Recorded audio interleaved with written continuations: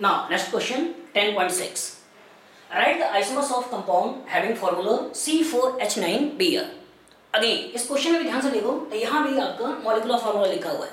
तो जैसे मैंने लास्ट क्वेश्चन में डिस्कस किया था कि अगर किसी भी कंपाउंड के अंदर मॉलिक्यूलर फार्मूला लिखा है तो सबसे पहले हमें डी निकालना है। और डी के लिए मैंने फार्मूला दिया था, वो फार्मूला था कि कार्बन के नंबर को दोगुना कर दो, दो जोड़ दो, हाइड्रोजन हो तो घटा दो, हेलोजन हो तो घटा दो, नाइट्रोजन हो तो जोड़ दो और 2 से डिवाइड कर दो।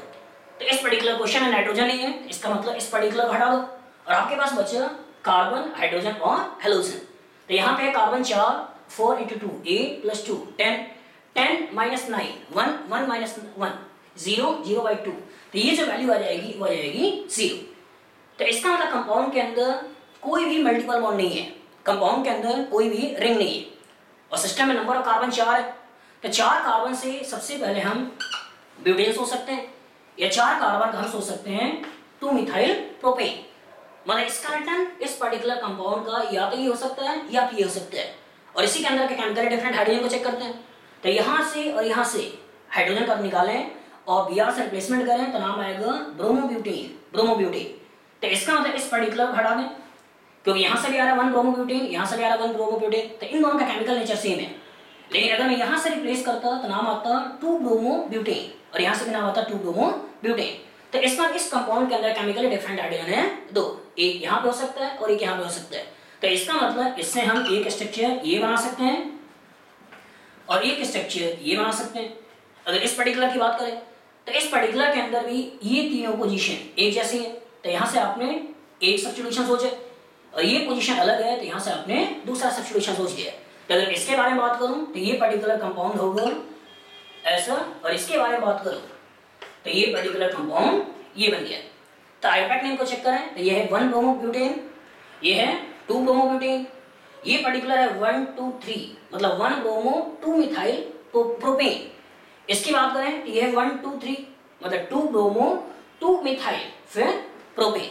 तो इसका मतलब सबसे पहले अगर स्ट्रक्चरल आइसोमर की बात करें, सबसे पहले जब भी हमें आइसोमर निकालना होता है, जब भी क्वेश्चन में आइसोमर निकालना होता है तो आइसोमर निकालने के लिए सबसे पहले हमें देखना होता है स्ट्रक्चरल आइसोमर। स्ट्रक्चरल आइसोमर जिसमें आयोपैक नेम अलग अलग हो। इसके बाद हमें देखना होता है ज्योमेट्रिकल आइसोमर। ज्योमेट्रिकल आइसोमर मतलब जहां रेस्ट्रिक्शन इन नोटेशन हो और रेस्ट्रिक्शन इन नोटेशन और रेस्ट्रिक्टेड एटम्स के अलोंग डिफरेंट सब्स्टिट्यूशन हो। और ज्योमेट्रिकल की बात हमें देखना होता है ऑप्टिकल आइसोमर मतलब क्या सिस्टम के अंदर कायरल कार्बन तो नहीं है या कायरलिटी तो नहीं है। अगर कायरलिटी है तो उस पर्टिकुलर के अलोंग आर और एस देखने हैं। तो यहाँ पे आपने स्ट्रक्चरल आइसोमर बना दिए हैं 4। अब ज्योमेट्रिकल मॉलिक्यूल सिंगल बॉन्डेड है मतलब किसी के अंदर भी ज्योमेट्रिकल आइसोमर की बात नहीं होगी। अब हमें देखना है ऑप्टिकल, क्या कहीं कायरल कार्बन तो मौजूद नहीं है। तो इस पर्टिकुलर में कायरल कार्बन मौजूद नहीं है। कायरल कार्बन वो कार्बन जिसके चारों वैलेंसी अलग अलग हो। तो इसमें हाइड्रोजन सेम है, यहाँ भी हाइड्रोजन सेम है, यहाँ भी हाइड्रोजन सेम है, इसमें 3 हाइड्रोजन सेम है। इसका ये कायरल नहीं है। लेकिन इस मॉलिक्यूल को ध्यान से देखो और इस कार्बन का एनालाइज करो। तो इस कार्बन पे एक है H, एक है Br, एक है मिथाइल और एक है इथाइल। तो इसका ये पर्टिकुलर कार्बन कायरल कार्बन है और जब कायरल कार्बन है तो इसके अलोंग हम ऐसे भी सोच सकते हैं और इस पर्टिकुलर के अलोंग हम ऐसे भी सोच सकते हैं। तो इसका मतलब इसके अलोंग कायरलिटी की बात करें ये है फर्स्ट सेकंड थर्ड तो दिखाई दे रहा है S लेकिन हो जाएगा R। और इसके अलावा बात करें तो ये फर्स्ट सेकंड थर्ड R दिखाई दे रहा है ये हो जाएगा S। तो इसके अलावा 2 स्टीरियो आइसोमर्स हैं, एक है R और एक है S। इसको चेक करो तो यहाँ पे H और H कॉमन है, यहाँ पे CH3 कॉमन है तो ये भी कायरल नहीं है। इसमें चेक करें तीनों मिथाइल हैं मतलब ये कार्बन भी कायरल नहीं है। तो अगर टोटल हमारा आइसोमर पूछे तो इस पर्टिकुलर से 2 हैं तो 2 3 4 और 5। टोटल आइसोमर की बात करें तो आइसोमर्स का नंबर होगा 5।